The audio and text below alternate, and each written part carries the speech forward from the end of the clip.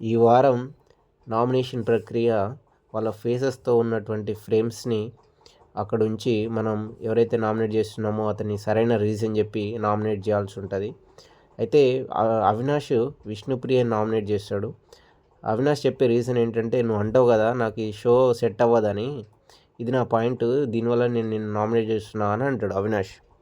దానికి విష్ణుప్రియ రిప్లై ఏమిస్తుంది అంటే, డిఫెండ్ చేసుకుంటుంది. కరెక్ట్ డిఫెండ్ చేసుకోదు. తను ఏమంటుంది అంటే, నేను ఈ షోకి కరెక్ట్ కాదు అని నేను ఎప్పుడు అనలేదు, నేను అసలు అనను కూడా అనలేదు ఎప్పుడన్నా అనేసి విష్ణుప్రియ డిఫెండ్ చేసుకుంటుంది. యాక్చువల్గా విష్ణుప్రియ అంటది, చాలాసార్లు అంటది, నేను ఈ షోకి సెట్ అవ్వను, నేను ఈ గేమ్స్ ఇవన్నీ నా వల్ల కాదు అని విష్ణుప్రియ అంటది. కానీ నామినేషన్లో మాత్రం నేను అనలేదని అంటది. ఈ విష్ణుప్రియ మాత్రం ఈ విషయంలో తప్పు. అండ్ అవినాష్ ఏమంటాడంటే, గేమ్స్ ఆడడం ఒకటే కాదు, పర్సనాలిటీ కూడా ఇంపార్టెంట్ అని అంటాడు. విష్ణుప్రియ నేను గేమ్స్ ఆడుతున్నా నేను అని అన్నప్పుడు అవినాష్ గేమ్స్ ఆడడం మాత్రమే కాదు, పర్సనాలిటీ కూడా వెరీ ఇంపార్టెంట్ అని అంటాడు. ఇది మాత్రం కరెక్టే. ఎందుకంటే గేమ్స్ ఒక్కటే ఉంటే సరిపోదు, జనాల మనసులు కూడా గెలవాలి.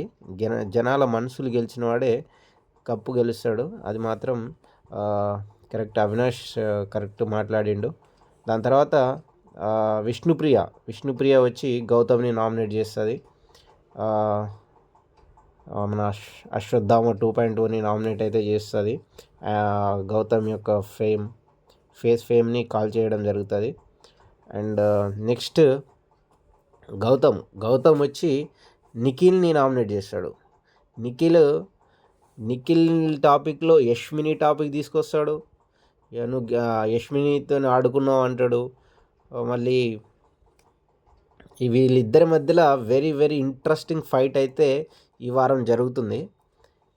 ఒకరినొకరు కొట్టుకుంటారేమో అనుకున్నా, అంత సీరియస్గా వీళ్ళిద్దరూ నామినేట్ చేసుకున్నప్పుడు ఒకరినొకరు తిట్టుకుంటూ కొట్టుకునే స్థాయి వరకు వెళ్ళిపోయారు. బిగ్ బాస్ హౌస్లో కొట్టుకోవడం నాట్ అలౌడ్ కాబట్టి కొట్టుకోలేదు, లేకపోతే వీళ్ళిద్దరూ కొట్టుకునేటోళ్ళే.